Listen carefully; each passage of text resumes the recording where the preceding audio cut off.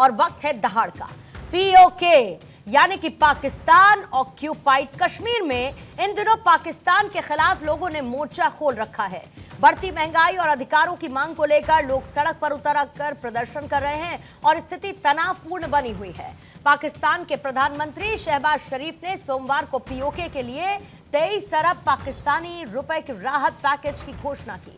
प्रदर्शनकारी फिर भी पीछे हटने के लिए तैयार नहीं हुए तो पाकिस्तानी रेंजर्स ने उन पर फायरिंग कर दी और आंसू गैस के गोले दागे गए। इस दौरान 3 लोगों की मौत हुई जबकि कई लोग घायल हुए। इन सब के बीच भारत का रुख साफ है। गृह मंत्री से लेकर विदेश मंत्री ने यह साफ कर दिया कि पीओके भारत का हिस्सा है और हम इसे वापस लेकर रहेंगे। सबसे पहले बयान आपके सामने और उसके बाद कुछ सवालों और मेहमानों का भी जिक्र। ये कांग्रेस के नेताओं के, इंडी गठबंधन के नेताओं के कैसे कैसे बयान आ रहे हैं। कहते हैं कि पाकिस्तान ने चूड़ियां नहीं पहनी है। अरे भाई पहना देंगे।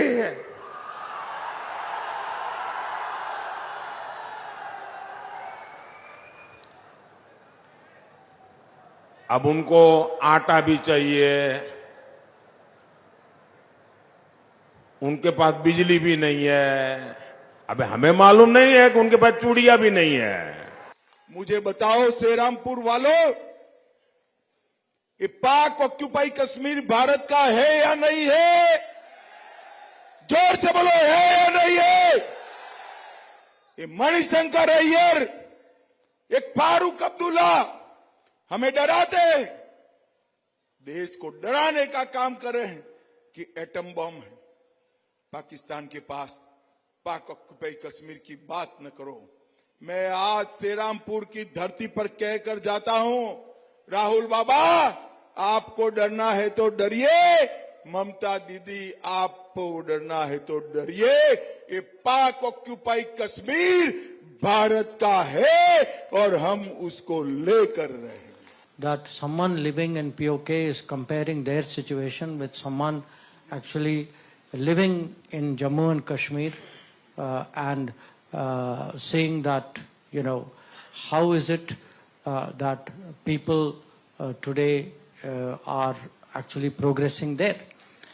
And they know that sense of being under occupation, of being discriminated, of being treated badly. I think clearly that any such comparison would be preying on their minds. And, you know, the gentleman there actually asked me, POK, when would it merge? I don't know what you mean by merge, because it has been India, it is always India. ये कि वो भी एक sovereign मुल्क है और कि उनकी भी इज्जत है, और उस इज्जत को कायम रखते हुए आप उनसे जितनी कड़ी बात करना चाहते हो करो, लेकिन बात तो करो।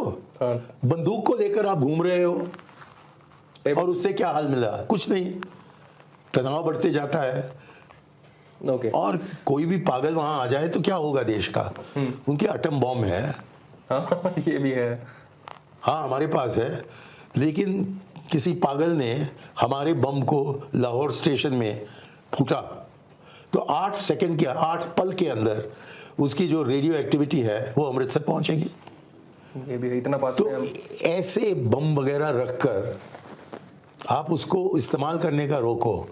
लेकिन यदि आपने उनसे बात की, उनको इज्जत अफजाया, तो तभी जाकर वो अपने बम के बारे में नहीं सोचेंगे।